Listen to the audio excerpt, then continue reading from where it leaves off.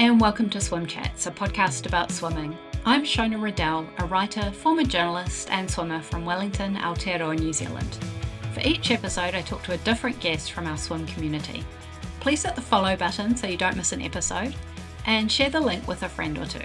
And if you'd like to make a contribution, you can go to patreon.com/swimchats to find out more.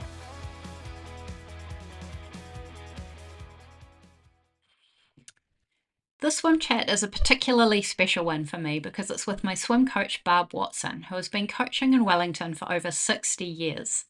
So many people have swum with her over the years, and these days she coaches at Kilbirnie, Te Ngaingai and Cannons Creek pools. On Wednesday and Sunday mornings, you'll see her car at Freyberg Beach, where she looks after our keys, gives us a pep talk, and then gives us 2 jet plane lollies when we get out. She's there all year round. For this interview, we sat in her car at Freyberg Beach early on a Wednesday morning, watching the sunrise and drinking coffee. We talked first about her childhood swimming in the 1950s and 60s, including national championships, and her dad Frank, who worked at several Wellington pools and was a strong sea swimmer. He was also a volunteer lifeguard at Lowell Bay Beach.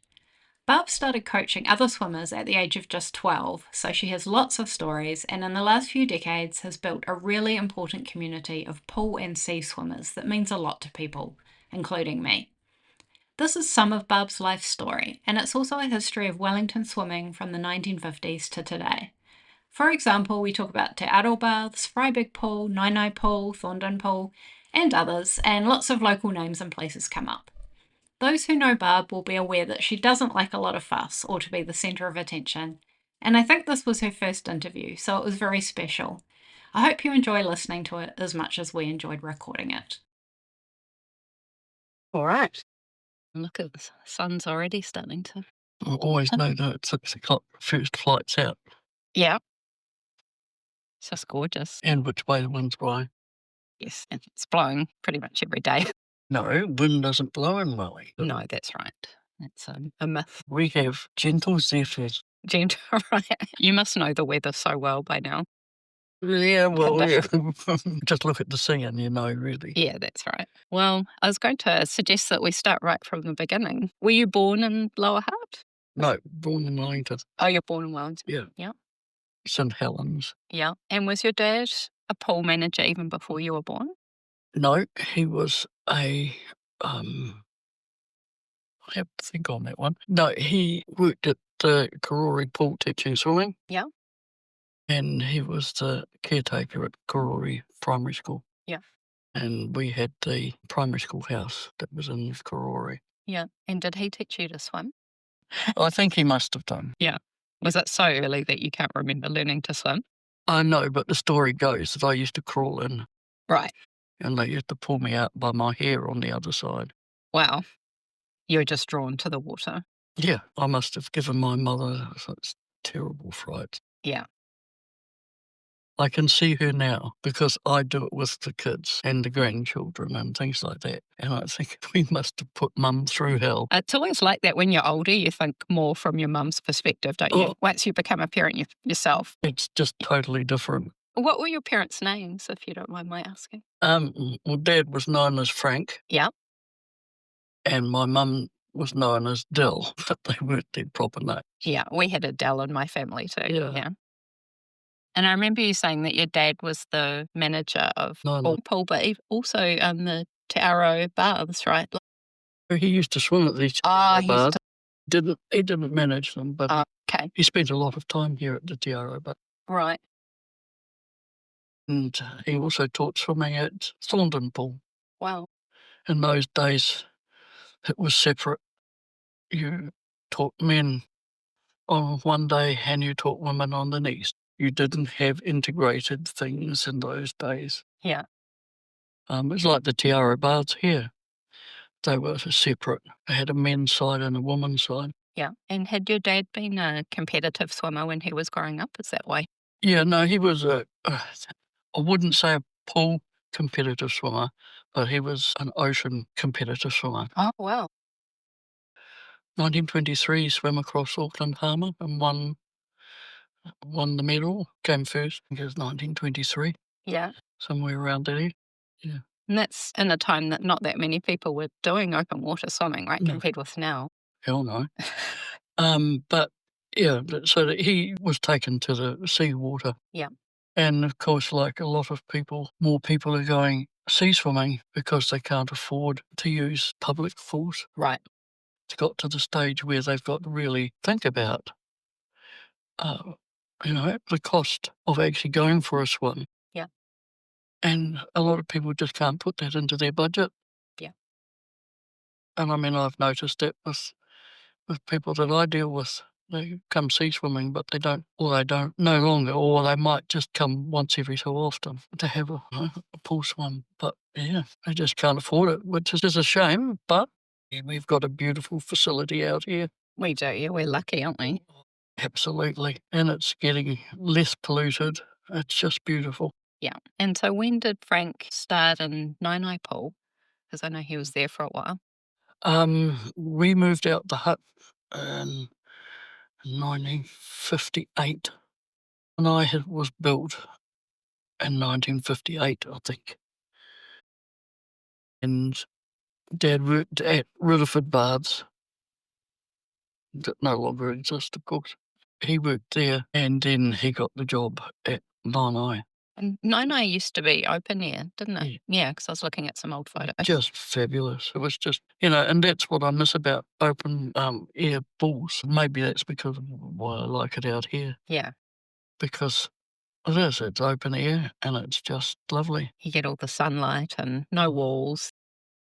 Yeah, and the number of times I get asked, how can you go straight when you're swimming backstroke? I said, well, you don't look at the clouds, do you? It's a whole different environment, isn't Absolutely, it? Yeah. You just learn very quickly. Yeah.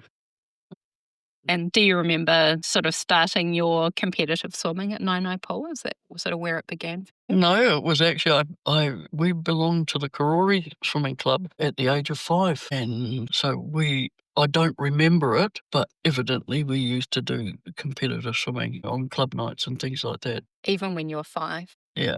Gosh. And just never stopped. Yeah.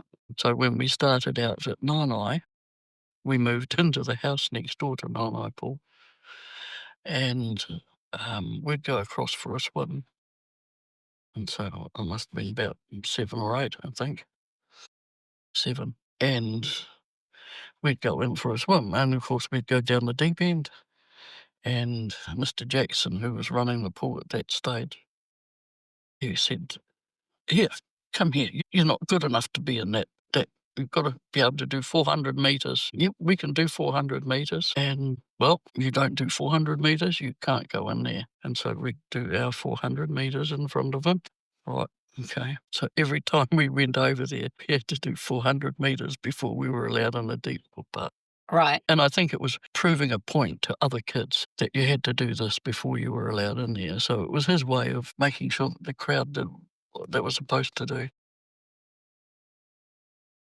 And what strokes were you doing then? Were you doing all the strokes or mainly freestyle? I preferred freestyle and butterfly. Butterfly's a challenging one. Yeah, well, they all are, but no, butterfly is totally different. And of course, it was only in 1948, I think, that butterfly became a stroke. Okay. It was in breaststroke. Everything has to be simultaneous and, mirror image. And, your head had to be above the water and all the rest of it, and you had to do the breaststroke kick. And what happened was that up to 1948, they were doing breaststroke, of course, and then some smart people started lifting their arms up and over, and they were going much, much faster than breaststrokers. And breaststrokers got really bitter and twisted because these other people weren't doing the correct thing. And so that's how butterfly was first put in. And it was butterfly with a breaststroke kick, because the dolphin kick hadn't been invented then. Right. So we were, as a squad, virtually the beginning of doing dolphin kicks and breaststroke and butterfly. And of course, nowadays you can't do breaststroke in butterfly. Right. Yeah, so that's how Butterfly came about. And apart from that, my coach and I would always have this slight disagreement on two things, whether I did breaststroke or whether I went for a run. And I wouldn't do either. I didn't want to do either. It was the only time that he and I had ever had a difference of opinion. And so he'd say, well, do Butterfly then. So I did Butterfly. Right. And you enjoyed it. Yeah. And who was your coach at this time? John Hamilton. Yeah. Yeah, he was my coach right up until I retired. And were you the fastest in the pool at this time, or one of the fastest? One of the fastest. In our squad, we had one of the top New Zealand squads. So, yeah, we had a fair few people who were quite good. Yeah. And were you all competing against each other as well? Well, you swam and trained against each other, and you competed at pool level. Yeah. But, yeah, it was just one of those things that you did. I don't think we would have travelled as a family, or, yeah, as a family, we wouldn't have travelled as much in New Zealand if it hadn't been for swimming. So you were competing nationally, travelling around to We Hutt. did nationally. We travelled around, but I never did any international swims. I wasn't quite good enough. Nationally, still pretty good though, better than most people. Put it this way, I was above average, but never part of the 1% that has that killer instinct. Yeah. I always think of you when I'm doing a big swim and I hear your voice saying, Shona, remember this is supposed to be fun. Well, it is, and if you don't make it fun, then it becomes such a burden that you just, you've got to think this and you've got to think that, and all the things that I've told you, well, forget them all. Just enjoy. Yeah, just be in the moment. Yeah. Absolutely. Absolutely. So were you getting up early every morning, getting to the pool, training, going to school, getting back in the pool? Sometimes at lunchtime we'd come back from school, do a swim at lunchtime and then after school. Yeah. And then when I started work, I just did the same thing, morning and night. I didn't do the lunchtime one. I remember you telling me when Freyberg Pool first opened, which was in the 60s? Yeah, Late 64, I think. 64, and how it was a different length than you were used to, and you hurt your fingers a few times. My poor little pinky is just never going to be the same. So I used to dislocate it every time I tried to do a turn. Yeah. I don't know if they still got them. The little foot baths as you walk out of the changing room. And there's cold, slimy foot bath that you're supposed to wash your feet in. Yeah. I'll tell you what, we did everything that we could possibly do to avoid. Yeah, just didn't like that feeling on the bottom of your feet. Everybody else washing their dirty feet in the pool. Dirty water, yeah. Just... It's funny how those little details stay with you. Just revolting, and of course it was cold, and I don't know whether it ever got cleaned out or anything, but I mean, we were only kids, so we didn't know much about those sorts of things. Yeah, I remember you saying there was a tree outside Naenae Pool that's still there that you fell out of. Yeah, and broke the arm, yeah. Yeah, so you got a lot of memories around that pool. Oh, yeah, and every time I go out there, another one comes up. Our childhood at Naenae was really great. Yeah. I mean, we had a lot of fun. And of course, the kids would come over from squad in the mornings and have breakfast with us. Yeah. On their way to school and things like that. And they'd all be around there cooking up their meals, their bacon and eggs and so forth and so on. So, yeah, it was good. Your dad managed that pool for quite a long time, did he? Yeah, 1970. He he finished in 1970. He finished, yeah. Yeah, no, he died there, so. Yeah. But, it's still a lovely pool now. Yeah. When they put the roof over, it just lost its atmosphere and everything. But everybody thought that it was wonderful having a roof over. Yeah. And, to each his own, and you've got to move on. Yeah, some people want to be protected from the weather, but then, you lose the... And having a pool that's covered, you can use it all year round. Having open air pools. Yeah. Like we have summer pools. Yeah, like Thordon. Yeah. And yet, if they open Thordon, you would have people there all through the year. Yeah. Well, I remember you saying it was open one winter. Yeah, when Kilburnie closes for their major maintenance. Yeah. lockdown, and then we were getting over there. It snowed one year, and it was just fabulous. Beautiful. Just lying there and rain pouring down and everybody having a wonderful time. And it was good because people couldn't stop at the end and have a chat. Right. They had to keep going or else they'd get cold. Right.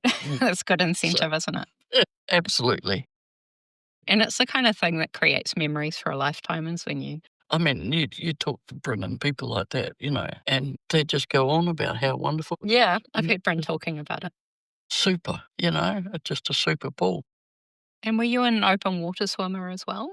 Yeah, I did open water as part of a competitive squad. Yeah. I think I did 3 or 4. Whereabouts did you swim? As national swimming champs, it was always part of the national champs. So you had an open water one, and then the rest of the pool sessions were done. Well, they were done on the pool, of course. Yeah. But yeah, first one was Dunedin. Fresh water down there. And Lake Waihola, and I had never swum in a lake. Mm. I don't know quite how old I was. Not very old, I don't think. You go out and you'd have to go through the weed, the water weed. Yeah. Which, of course, I'd never had any experience of doing. Yeah. So you went out as far as you could, and then you had it's a 5K swim, it's 3 Ks, 3 miles, the 3 mile swim, and you just, sort of go in a triangle, and it was all right on 2 sides of the triangle, but the one side that was all through the weed, you could just pull yourself along. It was horrible. It doesn't sound like much fun. But that year, I won the Naenae Cup. Yes. And when I got home and said to Dad, I won the Naenae Cup, he said, yeah, I did too. Really? So his name is on the cup and my name's on the cup. I love that. That's really special. It is, but they don't compete for that anymore. I don't know where the cup is or anything. Mine was the last one that they competed for. So, yeah, it was fabulous that Dad and I had the same, we won the same cup. Yeah, stayed in the family, and now you're coaching like your dad did too at Naenae Pool. Yeah. Yeah. Carrying on the family tradition. Well, yeah, something like that. Yeah. I think there's nobody else that's going to do it. Yeah. My lot are basically non-swimmers. Well, they can swim, but you never know, they might take it up later in life like I did. well, yeah. Who knows? They just have to get over their teenagehoods. Yeah. Well, it's like everything else. They've just got to go with the flow and do what they want to do. Exactly, yeah. There's no sense in trying to make any of your kids do. No, the more you apply pressure, the less they'll want to do it right. The more they put their toes in and say, I'm not doing it. Yeah, that sounds familiar. And I mean, my lovely daughter, she did every sport that you could possibly think of and could have done extremely well in any sport. She had that natural talent. Yeah. She's still got natural talent. Once there was the expectation that you might have to train, I don't want to do that anymore. The fun out of it. Yep. No, don't want to do that. Yeah, there's a lot of hard work that goes into it. Well, no, she told me when she got to 50, she's now discovered what she wanted to do when she grew up. Yeah, well, that's good. Yeah, that's the main thing. And I mean, she'd done a lot of things in her life, but what she's achieved and how she's achieved it is just fantastic. And she's doing what she loves, so yeah, that's what you want. Perfect. Yeah, exactly. Like you say, you have to enjoy it. Yeah. You have to want to do it. Yeah. When you were doing your your open water swimming, what sort of distances were you doing? Was it long distance or more speed? Both. Yeah, open water swim, depending on the conditions. Yeah. You either loved it or hated it.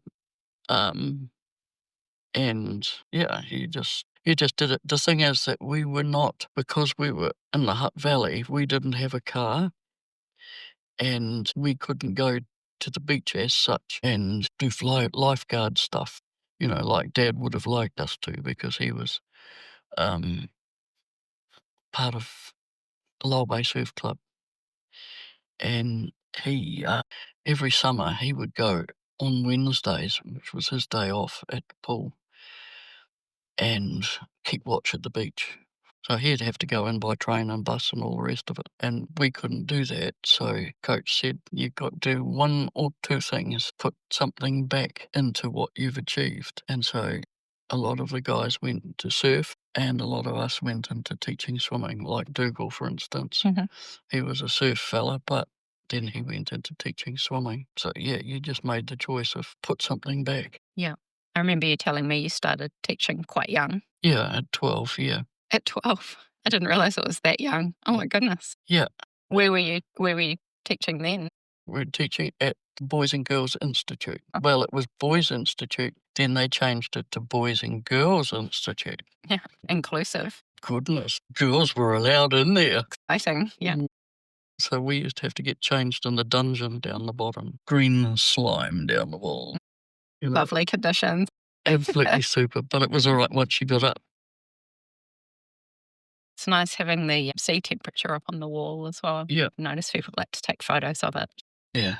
So when I looked at it this morning, it was 13.4, so. It's very respectable. Warmer than it was. Oh, absolutely. Going up, it's going up, it's going up. Did you have a system for dealing with cold water when you were a swimmer? Yeah, we had this stuff that we used to put on. Yep. But nowadays, people don't use it. No. Was it sort of grease? Yeah, it was like a grease that Coach used to make up. I was going to ask, in the 50s and 60s, were you wearing goggles? Because I know it wasn't always common. They weren't invented. They weren't? Really?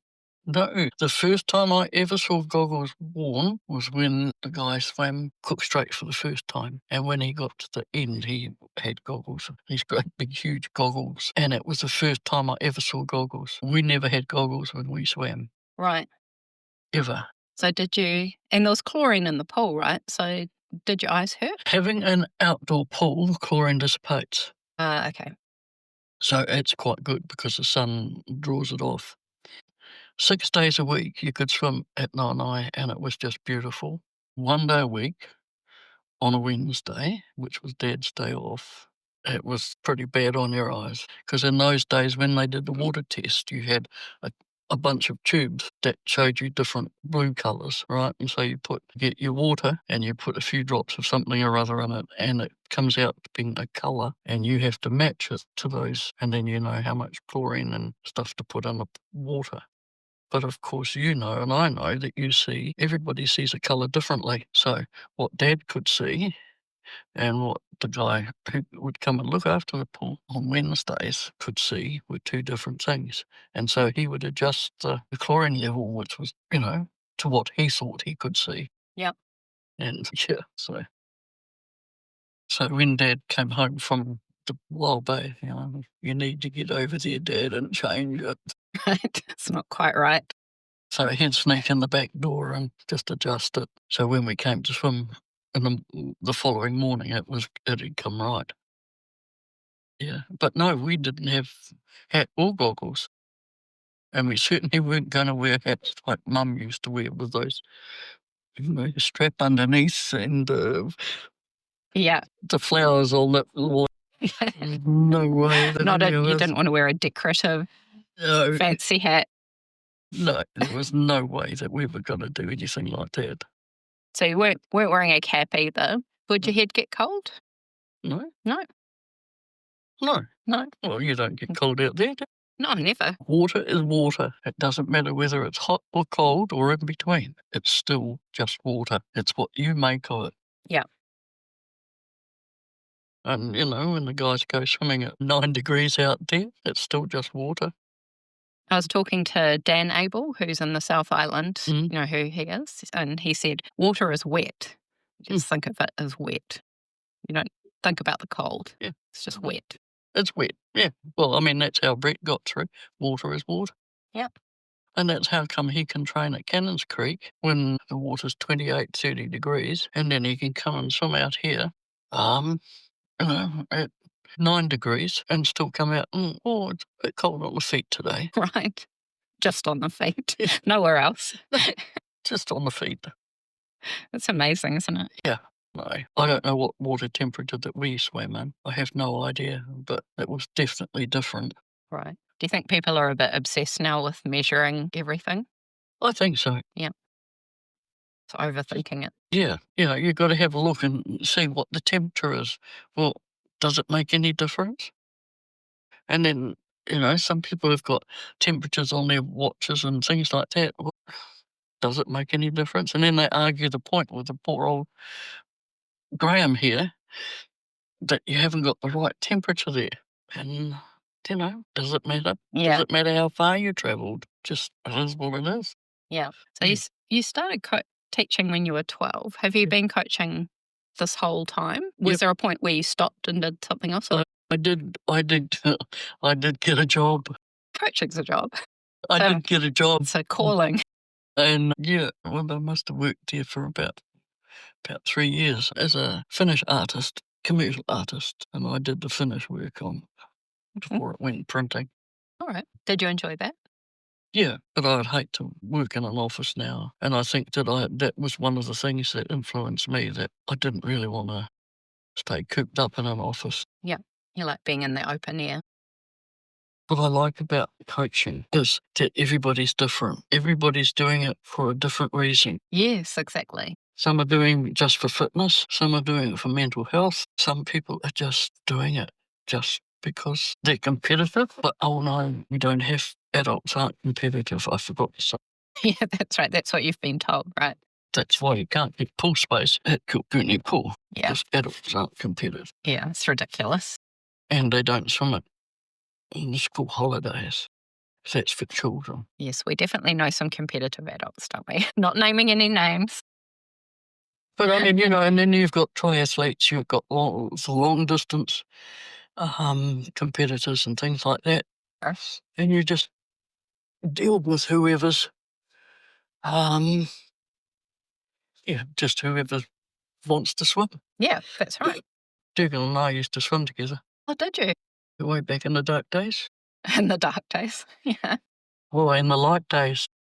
Yeah? Yeah. So he was a competitive swimmer too? Yeah, he was a competitive swimmer. Yep. He used to swim with my brother. Yeah. He always used to beat Alan on the short distance ones, but on the longer distance ones, yeah, Alan would always get him. Yeah, yeah. So your brother was competitive. So, God, this is a real family thing. Did your mum like swimming too, or was she more sideline supporter? My mother learned to swim at Karori Pool. Those were in the days when there was a concrete wall put across the river that comes down from Mount Kakao, and it had grills on it. And the water flowed through to this concrete, which is still there, and then it would flow out the other end. No heating, no nothing. Yeah. But fresh water. But fresh water, and she learnt to swim there. But of course now it's chlorinated and all that sort of stuff. It's proper water now. Yeah, I used to swim there when I was a kid. Yeah, health and safety. So she learnt to swim there. And I never remember seeing her. I remember seeing her once swim when she came out when I was working at Aro Pool. And she said, "Oh, I think I'll go for a swim with Kim." I stood on the side and she dived in and swam across the other side. And I stood there and thought, "Mum can swim." And that was the first time I'd ever seen her swim. Yeah. I think it was the last time actually too. Right. So she wasn't a big fan of it, but she could do. And she could do well. She swam beautiful swimming, just beautiful. But see her dive in and swim across the pool, it was just... Yeah, sometimes you don't realise what your parents can do, right? They're just your parents. Yeah. They don't do anything that you do. So Mum was always there in the background, making sure that we were fed, and she worked, and Dad worked. Did you prefer open water to the pool as a swimmer, or did you like both? I don't know whether I had a choice or you just did it. Right. I did what... You just swam where you were. And Coach told you this is what you're doing and this is what you're doing. Yeah. I mean, there are one or two open water swims that I wouldn't do. One was swimming from Kapiti. Yeah. Is that because of the currents? No, I get seasick. Right, okay. And ever since I was little, if I was in a boat... Yeah. No, not my idea of fun. Yeah. And I just didn't go for any of those swims that were where you had to travel out on the boat. Right, okay. But you're all right in the water? Yeah. So even in chop, where you're sort of being lifted around? But stop and talk, like half of them do when they get to the buoy or whatever. Yeah. No. Right, so you keep your head down. Yeah, you got to keep swimming. Yeah. Don't stop. I learned that very early on. Right. Was there a time that you stopped swimming, or did it just sort of taper off? I still carried on swimming until I went overseas. Did you move overseas for a while? I saved up immediately my pay, which was about £10 in those days, and I paid board, saved up trip on the ship to South Africa. I don't know how I did it. I wouldn't be able to do it now, but £10 was an awful lot of money in those days. In South Africa? Yeah, I went to South Africa. Yeah. Why there in particular? Did you know people there, or was it somewhere you just wanted to go? Well, I was engaged before I went over there, and my fiance's brother was in South Africa, and so he wanted him to be his best man, and so he decided, yes, well, we'll get married in South Africa. So by the time I got to South Africa, the dear brother was back here, and so it was just John and I in South Africa. So we got married in this great big cathedral. Yeah. Dear, I think there was 35 guests. I don't know where John managed to get them from, but there was 35 guests. How old were you when you got married? 21. Yeah. Which sounds very young now, doesn't it? I know in those days it was more common to marry younger. But yeah. So, I went over by boat. That's a long time. So that would have been hard for you. By the time you got to Australia, it wasn't too bad because the ship went to Sydney and then to Perth and then onward. Yeah, got to Durban. So it was 3 weeks on board ship. That's a long time. Was your husband a swimmer too? Did you meet at the pool? He wasn't a swimmer, but his sister and I swam together. Oh, right. Yeah, we were competitive swimmers, but not competitive as in the family. How long were you in South Africa for, was it? To get 6 married? years. Oh, a long time. Okay. Yeah. When I got there, of course, what am I going to do? So I sort of hovered around swimming pools until I got a job as a swimming teacher over there. It was a little private pool in Johannesburg. And then, of course, John would get transferred about every year and a half. And so we'd find another pool to teach at. What line of work was he in? He worked for Dulux Paints. Oh, yeah. And of course, mines need paint. And so all the different mines need different paints for different reasons. And so you become quite sought after going around. I mean, we travelled an awful lot of mileage, Southern Africa, that probably a lot of South Africans might not have done. When Kim was born, she was born over there. We came back in 1974. 1974 we came back. Just a little fella then. And then did you carry on coaching after that? Yeah. Same pools? Yeah, I got a job at Karori Pool. Worked there for quite some time. Did you prefer teaching kids or adults? I like teaching preschoolers and adults. Preschoolers, you can have fun, and adults, you can have fun. Yeah. It's the same thing. It's just, they're out there enjoying themselves, and so you've got to make it fun. But with little people,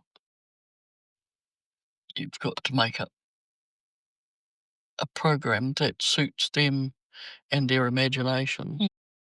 And adults, you've got to teach them because they want to be taught, but they want to know why. And they'll ask you why, whereas kids don't ask you why. Well, until they get to be old enough to ask why. Yeah, I like the little ones and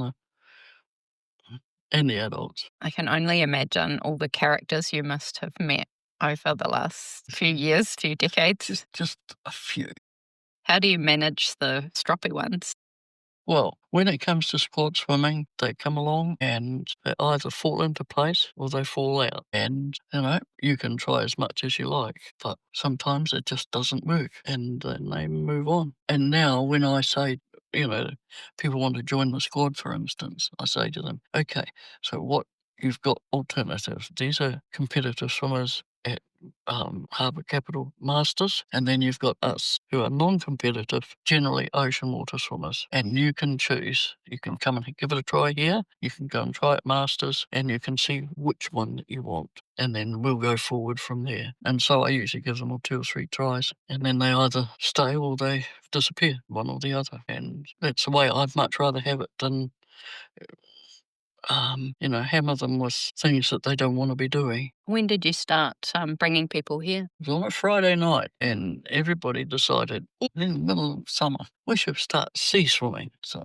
okay. So we made Friday night because that was the end of the week, and everybody was out there, been able to let their hair down. And I said to them, all right, we'll do sea swimming, but the day that nobody turns up is the day we don't do any sea swimming. Because I'm not mucking around doing this just for no reason, and it's never stopped. But we stopped doing Friday night and moved to Sunday because Sunday morning or Friday night, you couldn't get a park if you tried. Every Tom, Dick and Harry was here, and we basically only did it in the summertime, and then we changed it. It slowly changed. We'll just do it till midwinter, and it just progressed. Now we just don't stop. Yeah. But it's just like Friday night wasn't working, and there were one or two who would have drinkies at work and then expected they could come out here and swim. That's not a good idea. That was one of the no-nos for me. You don't drink and swim. And so we would have this ongoing discussion. And so I decided, right, we're not going to do Saturday, we'll do it Sunday mornings. And Sunday mornings is much, much better. One, there's plenty of parks usually, and a lot of people just look forward to Sunday morning because it's their day. Yeah. Yeah, that's right. It's a quieter day. And how long has it been? Has it been decades that you've been doing that? And I know people like Colin have been swimming with you for 30 years or something. Well, that's right. He started as far as me when Kilburnie opened. That's when I remember I was about 16 when they opened. So what's that? 33, I think. Yeah. 33 years. Yeah. Wow. Did you introduce the jet plane lollies? Because that's a real sort of one of your trademarks, I think. Yeah, what it is that virtually, it was probably a year or so, and it was close to Easter, and I got and I thought, I'm not doing Easter eggs, so that was when we had the chocolate fish. And then as the winter came on, then having a couple of jet planes helps get the blood sugar level up, and it starts warming, and that's and it's one of those things for hypothermia too, is some jet planes. So it's not just to take the salt out. Not just for that reason. No. But if you go into too many details,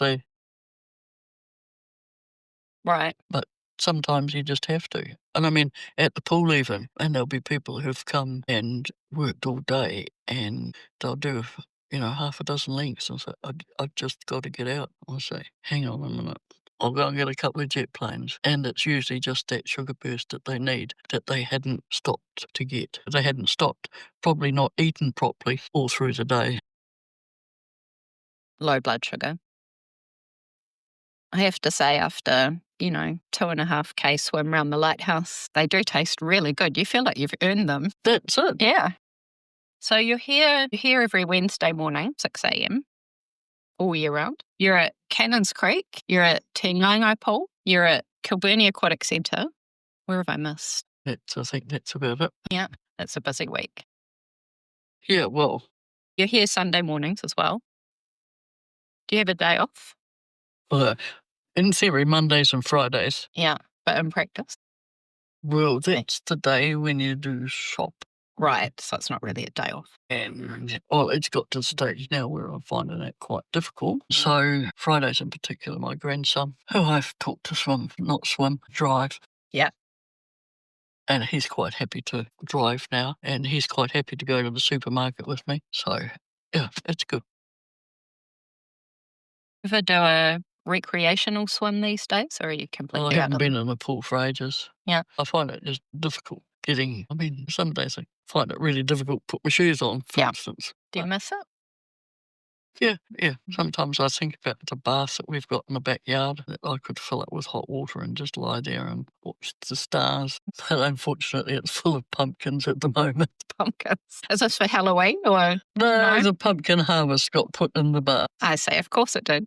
Of course, that's where you put it. In the bath. That's what baths are for, pumpkins. Yeah, so, you just go and get a pumpkin. I was thinking about when I first met you. I think it was about 3 years ago, started swimming with you. And it was because I'd started getting in the sea over on the peninsula, which is where I live. Yeah. And I met Fifi, and Fifi told me about your group and the Kilburnie swims on a Wednesday night. And I remember messaging you and saying, can I come along? And you said, yeah, come and give it a try. So I did. And I remember I swam about one lap. And I was so out of breath, and I thought, this is too hard. I can't do this. And I remember you saying to me, you're breathing every 3, try breathing every 2. And I did. And it was amazing. And suddenly I could do, at least 5 laps, which was 5 times as much as I could do before. And that's what irritates me about the Learn to Swim program, the commercial Learn to Swim programs, where they're so obsessed with teaching everybody to do 1 breath every 3. And when you first start swimming, it's like when you first start singing, you've got to build up your lung fitness. And you can't build up your lung fitness if all of a sudden you're having to hold your breath or control your breath for far longer than you need to until you can build up that lung fitness, because they can't do bilateral breathing. Whereas the way I teach it and have always taught it, you look at the window to take a breath. And when you come back, you look at the window to take a breath. Yeah. No left or right, because you'll be amazed at the number of adults who've still got to look at their hands to see. And so, and there you've got that breathing, 1 breath every 2, and then you can do 1 breath every 3 once you've built up that lung fitness. And that is the thing, that is the key. And Australian swimming has just changed and brought that in, whereas New Zealand hasn't bothered to change. Also, a lot of adults don't know that they're supposed to be exhaling underwater, right? I mean, I didn't know that. I had to learn that. Yeah. And so you're holding your breath. That's right. And then you're trying to give yourself time to breathe out and breathe in. Yeah. And when you breathe out and then you breathe in, you're under the water and you suck it in and you don't, no, I didn't like that. Yeah, you're slowly running out of oxygen, which isn't. Either that or you're breathing in on top of a breath and on top of a breath and on top of a breath until the lungs are full of gunge. Yeah. You're running out of puff, still got to breathe in, and so the air goes into the stomach. And that's how a lot of people come out with the burps, because they're not exhaling hard enough. So I always say, breathe out and listen to the bubbles. Yeah. And if you can't hear the bubbles, you're not breathing out hard enough. Yeah. And then the next step for me after the pool was, of course, coming here to the beach on a Sunday morning. And that's a whole new world, isn't it? And, seeing everyone swim off and thinking, don't know if I can do this. Never been out of my depth before in the sea. And then you have someone like Bryn, who's just so good with the new people, really sticks with them. And he said, we'll just go as far as you want. And you always say, only go as far as you feel comfortable. Yeah. And then slowly you go from swimming out to the raft, which is 50 metres, to, the first buoy, which is 200. And then before you know it, you're at the lighthouse. That's right. Yeah. Wow, I'm at the lighthouse. So it feels like such a milestone. I mean, we were taught as kids, breathe, swim, and always swim along the beach. We were never allowed to swim out. When we went swimming at Lyle Bay with Dad, he would get really quite irate if we went out. We had to swim along, and we were only allowed to swim from the clubhouse at Lyle Bay to Maranui and back. And that was all we were allowed to do. That makes sense. So he could keep an eye on us, but you swim along until you know that you can swim out. Yeah. And Lyle Bay's a surf beach too, so you would have had some good practice swimming in the chop. And of course it has the big dips in it too. I don't know if you've walked out. I don't know whether it still does. Yeah, I haven't been in there for a while. It doesn't actually stay flat. The drop off. You get a drop off and then you take 3 or 4 steps and then you're flat again. So that could be why we were always had to swim along, not out. Right. But it was always a safety thing, and that's what I'd do here. It's a good place to learn to water swim in Freyberg Beach. Well, I mean, you have a look at all the other beaches that, supposedly are supposed to be for people of all abilities. So there's no parking at any of the changing sheds at Ballina Bay or Hutt Beach now. How do people with disabilities use the facilities? Yeah, right. How do they change? How do they get in the water? Or where do you park? So if you want to go to Freyberg, to Hutt Beach, there is one disabled park at the far end, no changing facilities. So you've got to get out of your car and you've got to go 100 metres, 200 metres maybe, to the changing rooms. Then you've got to come back and put your stuff in your car. Yeah. Then you have your swim. Then you've got to lumber out. Yeah, there's a lot to think about. It's not just getting in the water, is it? It's everything around that. See, in Ballina Bay, they took out parking on Ballina Bay for a long time. And so, yes, you can park down on that beach, but there's no changing facilities. There's no toilets. Yeah, whereas here we've got a bit of everything, haven't we? Yeah. You know, and got the coffee for afterwards, which is, you know, you have your reward and your scone and your what would we do without? What would we do without Graham? Yeah. Mind you, what would he do without us here? That's right. It's a symbiotic relationship. Yeah. Mutual benefit. Yeah. Yeah. I have to say, I'm going to get a bit emotional saying this probably, but, you know, it's not just a group of swimmers, like you've created a community. You know, people, it's like family. You get to know people so well and you form friendships. Absolutely. Yeah. Yep. It's a lifeline for people, you know. And that's the whole idea. It's a mental health thing. Yeah. And if I didn't have this, I don't know where I'd be, because it is my mental health too. The reason why I do this is because I love it. I love watching people achieve, and some people set goals too big. And so you've got to just dampen them down just a little bit, just for a little while, and then reset. And so you've got to understand each and every person who comes swimming and the reason why they come swimming. And I can walk in and I can see a bunch of you sitting there waiting for your swim. And I can virtually read what people are thinking and how they're thinking. And if I have this program that I've arranged and I think, no, we're not going to do that today, just because I know that somebody is not going to be able to manage, or it's going to be too much for them, or I don't know, new moon, lunacy, full moon, all of that sort of stuff. You know, it just, So you've got to be able to read people. Yeah. And you must be so good at reading people after all this time. Had a bit of practice. It's changed my life, this group, because, just so many wonderful people and doing things that I never would have thought were possible for me. I didn't grow up as a swimmer. And then you talk to other people and you hear their stories. Like you say, everyone's got a different reason. Absolutely. So inspiring. Absolutely. Yep. But if it wasn't for coming out here, I'd be a grumpy old matriarch today. Because, when I left this morning, so there were our 5 boys at home, plus 3 others. You never know, they might be more when I get home, or there'll be less. Who knows? Who knows? Are you naturally a morning person? But what time do you wake up to get here on a Wednesday morning? On a Wednesday morning, I set my alarm at 4:45. 4:45. Because I've got to have time to go and get the coffee. Yeah. And because I can get old people's coffee. Yeah. So do you get a discount with a gold card? Yeah. Right. It's $3. It's the one. And your Saturday morning session at Te Ngaingai, so that starts at 5:45. You get up before 5 for the too? Yeah, same time. Yeah. Yeah. Because, you get up at that time of the morning and it's a beautiful time. It's just my time. Looks like they're making progress here with the replenishing the sand, which is from Dunedin, I heard. Yeah, so because it has to be a special type of sand. Yeah. Because it's not mined out of a beach. It's crushed rock, and they crush it to a certain size, so that it won't blow away. Oh, I see. So that's handy.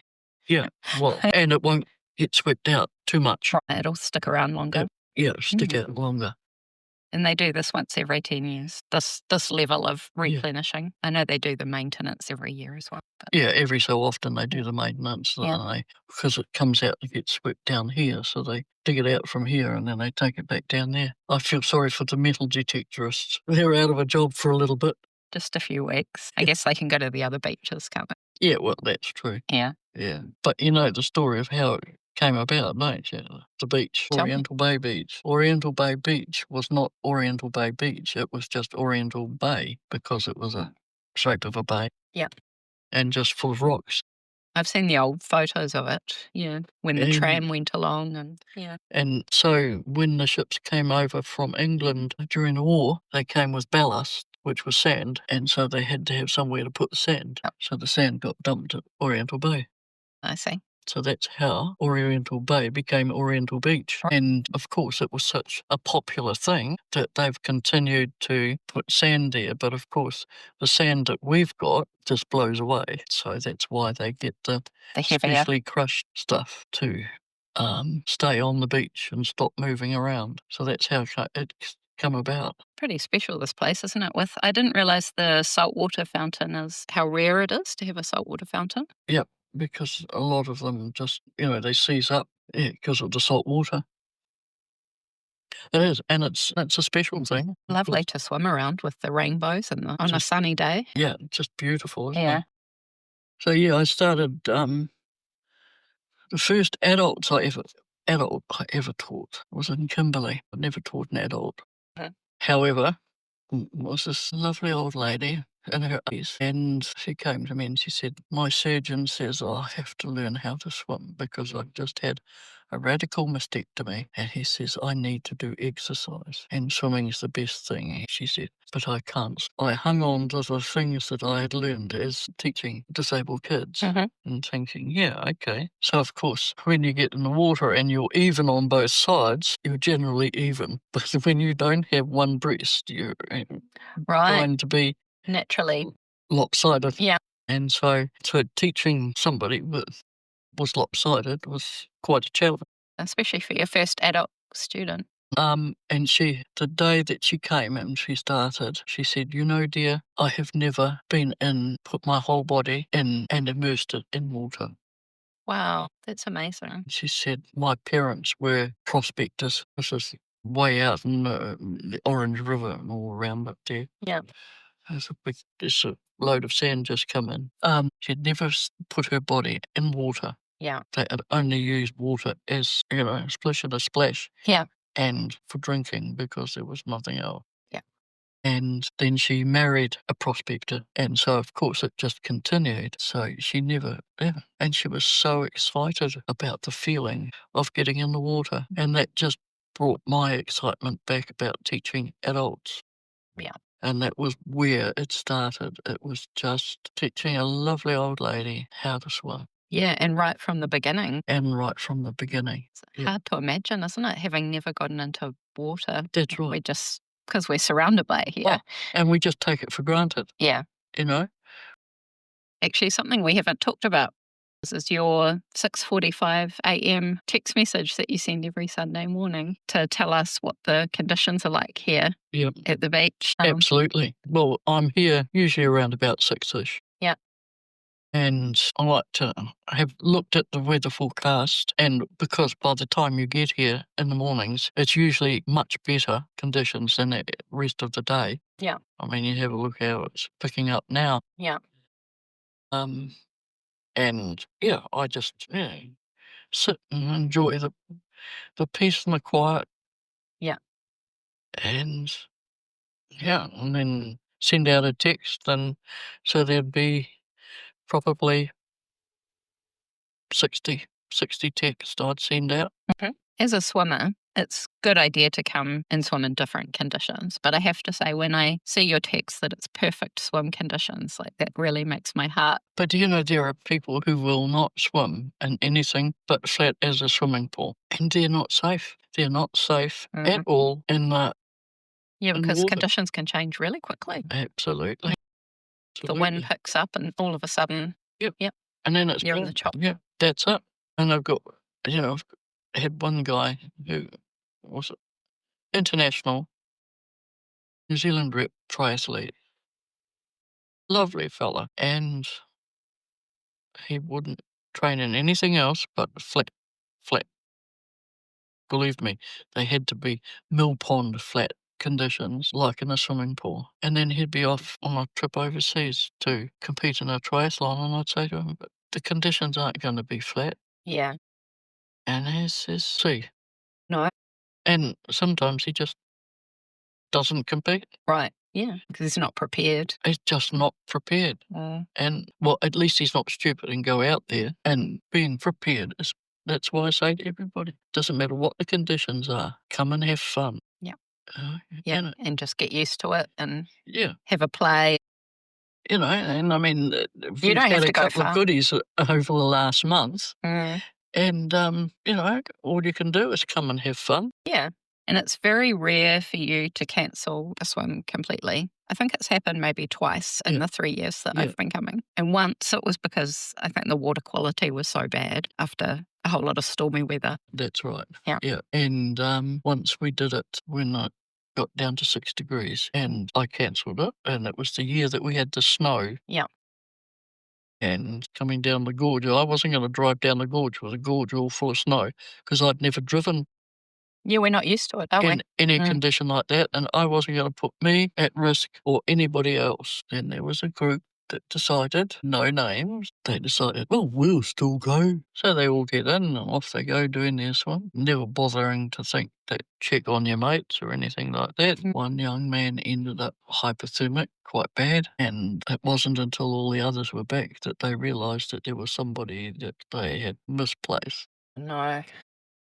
Was just really irritated at that. You do something for their own good and they decide that They know better.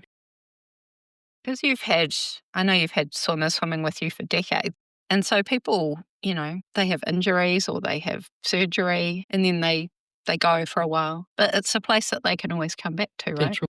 Yeah, because I've got one bloke that's done his anterior cruciate and training for the big Ironman in Taupo. And so he gets operated on next week. So the only thing that he could do was still keep swimming. Right. So he did figure out how to turn. Took a bit. The first time he got in, he was just going around in circles because he couldn't turn, especially in a pool that was deeper. Right. And now he just comes in, stands up with 1 foot, and then pushes off and goes. I see. Just so that he doesn't twist his knee. You don't want another injury. Yeah. No. Swimming can be good rehabilitation, can't it? Absolutely. And it's not just a physical rehab. Yeah, the mental health. It's the mental health one too. Yeah. Especially when you get athletes like that, who spend years training. I mean, I think this is his second Ironman. Spent years training, and then all of a sudden, a skiing trip can put them. Because he's quite philosophical about it. He says it'll either mend and be what it should be, or it might not ever be. So he said, at least I can still swim. Yeah. Because, not being able to get into the water, that would be hard for the mental health. So especially if you've been doing it for a long time and it's your community. That's it. And all the guys were really, with him and helping him and encouraging him. And that's what it's all about. It's not just me. It's the community that everybody cares about everybody. Yeah.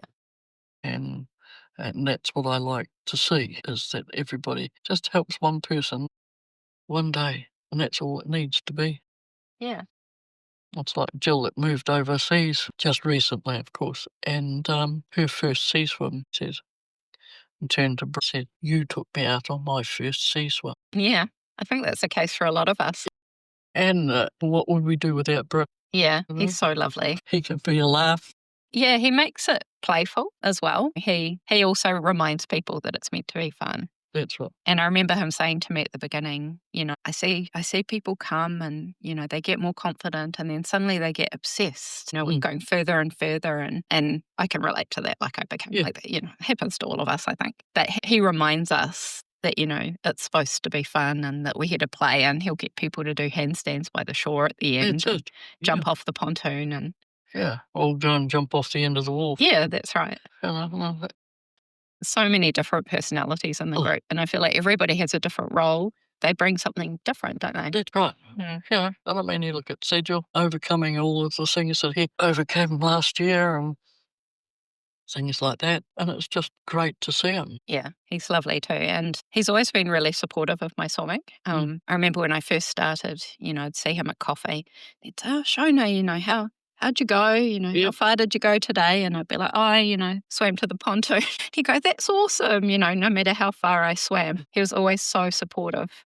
Well, the thing is, he remembers, and I remember. He's got it all written down in his diary because he's a diarist. When he first started learning to swim, I remember it well. I probably told you. No. It was in May, beginning of a new term, and they had this bunch that, you sit on the side and say, okay, so this is what we're going to do. Okay, so we're all going to hop in the pool. This is where I had to change my way of thinking. Even as experienced as I am, I still have to think, no, that wasn't quite what I want.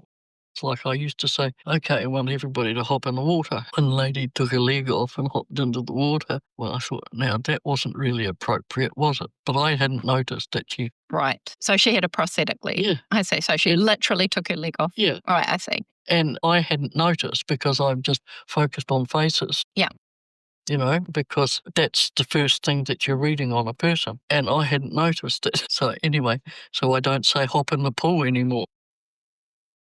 So I had to change my thinking. Okay, so we'll all jump in the pool. No, that's not a good thing to say either. But anyway, Sedgwick says to me, how do I do that? I said, well, what I'd like you to do is I want you to walk down the steps. He says, how? I said, well, it's a ladder, so you go down backwards. So you're looking at me when you walk down the steps. Oh, right. So he's walking down the steps, and then he's got his arm around the step, and he says, now what do I do? I said, let go the step, and he said, I can't. So that's where that man started from. That is incredible. He was in his middle 20s, I think. Anyway, so we got talking and things like that, and eventually I taught him to swim. Yeah. It was a long, hard slog for him. And look at him now. But he was so determined because he wanted to be a surfer, because he lives in Lowell Bay and he wanted to be able to go out there and surf and be safe. And once he learnt to swim, he was going to take lessons on how to surf. So after he could swim out to the lighthouse and back, he decided that he'd better have some lessons because that's what he wanted to do. So he had 2 lessons on how to surf and decided that he didn't like that at all, and he's never surfed ever since. Interesting. I didn't know that. Yeah. So, and I always hold him up to somebody special because he did really, he was really quite petrified of water. And then you see him swimming out to the lighthouse and going off and doing these 5K swims and things like that. I remember. And he says, I remember too. I can look it up in my diary. I didn't know he kept a diary. I'll have to ask him about that. Yep. Yeah, that's such a good idea. Keep a record. Yep. So, you must be proud of that. I'm proud of everybody. I'm proud of everybody's achievement. Sometimes I mightn't acknowledge it, or in the way that people might want to be acknowledged, but it's really special that I have saved another life. Wow. Yeah, that's right. Yeah, well, I really don't have much to praise myself about. I disagree. They decided that they would give me a civic award, so I got a civic award for teaching swimming for 50 years. I'm glad. I know you don't like being in the limelight. I don't. I'm glad that you were recognised. I just hate that whole... What do you hate about it? The attention? Yeah. If I'm going to be an achiever, I just like to be a quiet achiever. Or not. Yeah, no, I don't like fun. Yeah. I can understand that. Never liked it. Just irritates me that I'm not worth it. But no, I don't like having a lot of fuss on me either, but you mean so much to so many people. Yeah, but they mean a lot to me. They keep me sane just as much as I keep them sane. Because, it's really special. Water has always been my thing. Yeah. And I just love it. And I love the way that I've encouraged, and everybody who comes along, they encourage me to keep coming. Yeah. Because I wouldn't if, like doing the sea swim. If nobody turns up, I'll give it up. But someone will always turn up. There's always some silly like a turn. Like you said, people turn up even when you cancel the damn thing, right? That's right. Absolutely. Always, without fail. I mean, do you want a jet plane? Sure, I won't say You can have a couple of jet planes. I'll let you have a couple. Thank you. You're sitting there and you're thinking, nobody's going to turn up. Nobody's going to turn up.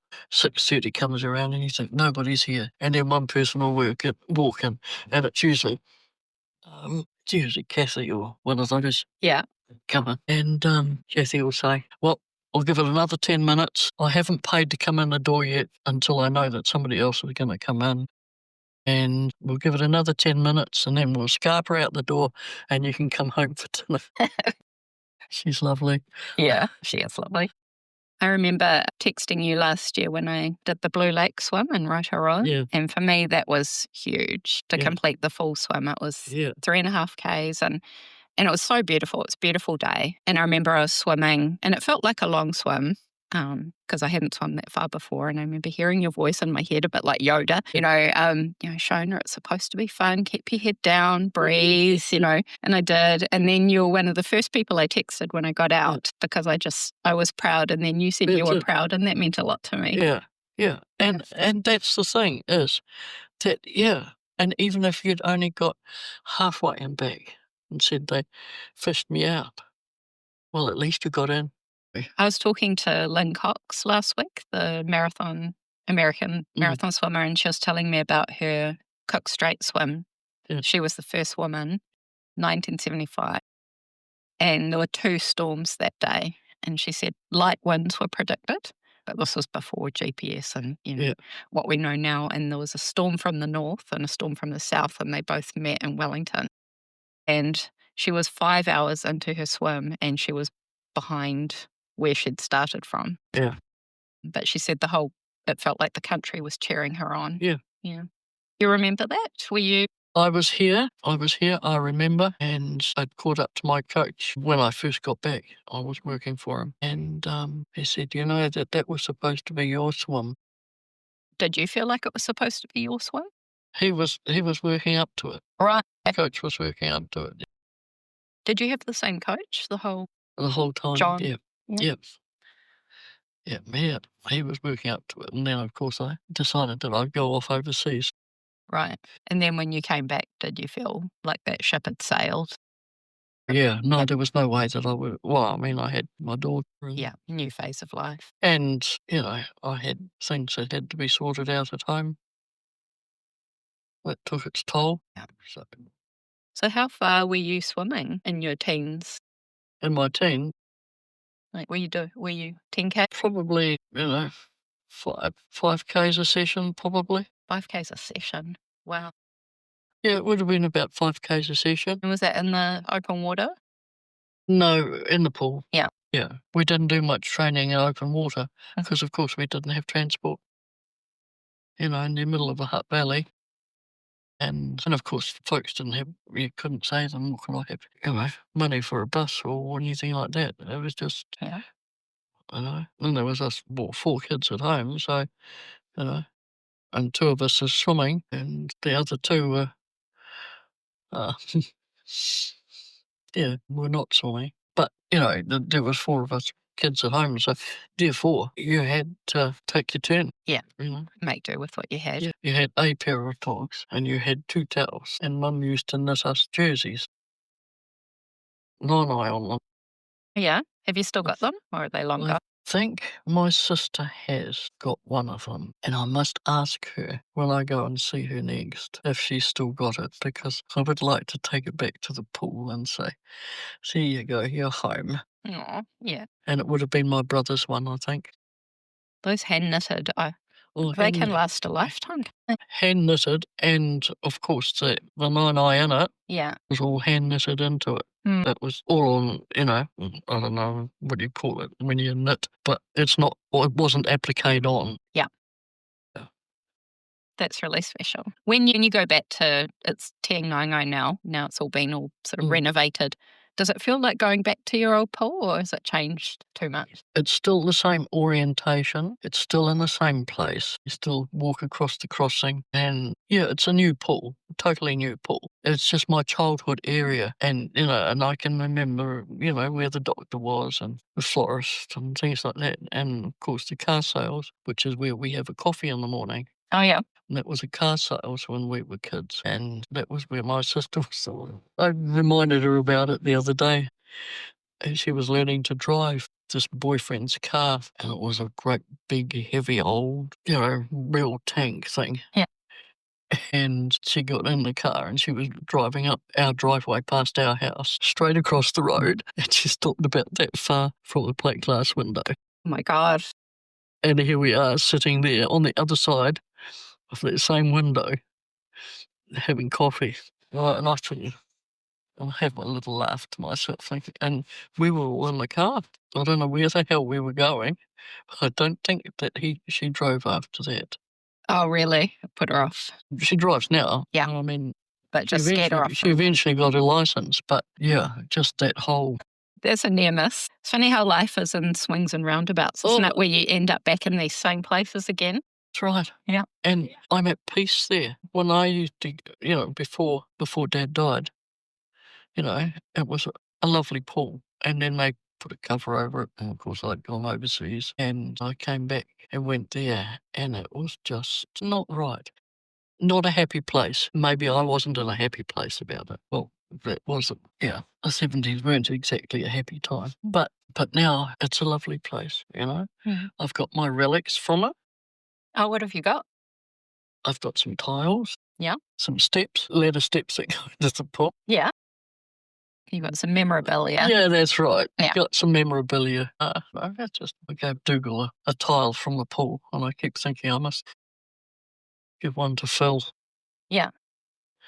Because of all the miles that he swam up there. Yeah. Swam there. Have you swum with him, or he's a bit younger? No, he's younger than I am. Yeah. No, so him and his coach took over after Dad died, and then John Hamilton, of course, my coach, was there. And then I'm not quite sure whether he didn't get the contract to carry on, or maybe he decided that he wanted to move on. That was something I never got to ask him. But so then Tony Keenan took over as coach. Get that name. And so Tony Keenan was the one that coached Phil. And Rebecca Parrott. That's another one you should have a chat with. Who'd her name? Well, worthwhile. She still swims. She swims for Live-In Masters. Well, we have been talking for 2.5 hours. Oh my! It hasn't felt that long. Thank you for your time.